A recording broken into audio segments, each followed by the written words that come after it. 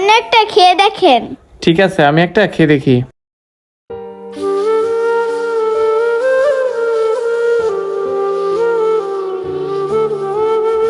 কি ভাই, কমলা তো টক না, কমলা তো মিষ্টি।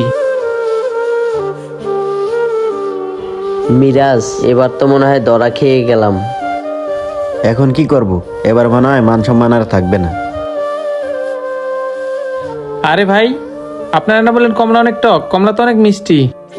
কমলা নেবেন না ভালো কথা, তাহলে বাচ্চা মেয়েটাকে এভাবে ঠকাইতেছেন কেন? ও বুঝছি, আপনারা ছোট বাচ্চা পেয়ে মেয়েটাকে ঠকাইতেছেন, তাই না? আচ্ছা মামনি, তুমি স্কুল বাদ দিয়ে এখানে কমলা বিক্রি করতেছো কেন? তোমার বাবা মা কোথায়? আঙ্কেল, আমার বাবা অনেক অসুস্থ আর ঘরে একটা টাকাও নাই।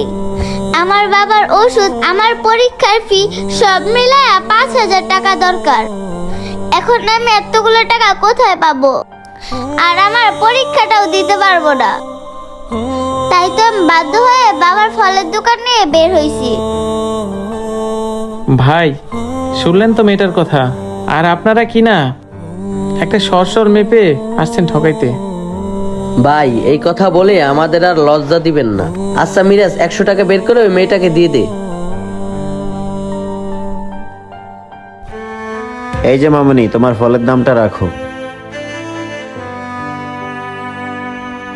আচ্ছা মামনি, এই নাও, এখানে 5,000 টাকা আছে। তোমার বাবার জন্য ওষুধ কিনবা আর তোমার পরীক্ষার ফি দিবা, ঠিক আছে? আচ্ছা ঠিক আছে আঙ্কেল।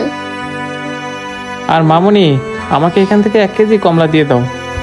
আমাদের সমাজে এমন অনেক মানুষ আছে যারা সুযোগ পেলে গরিবদেরকে ঠকানোর চেষ্টা করে। এই ধরনের মানুষদেরকে বলতে চাই, ভাই এখনো সময় আছে, নিজেদেরকে পরিবর্তন করুন। আমাদের ভিডিওটি ভালো লাগলে লাইক কমেন্ট শেয়ার করে সবাইকে দেখার সুযোগ করে দিবেন। ধন্যবাদ সবাইকে।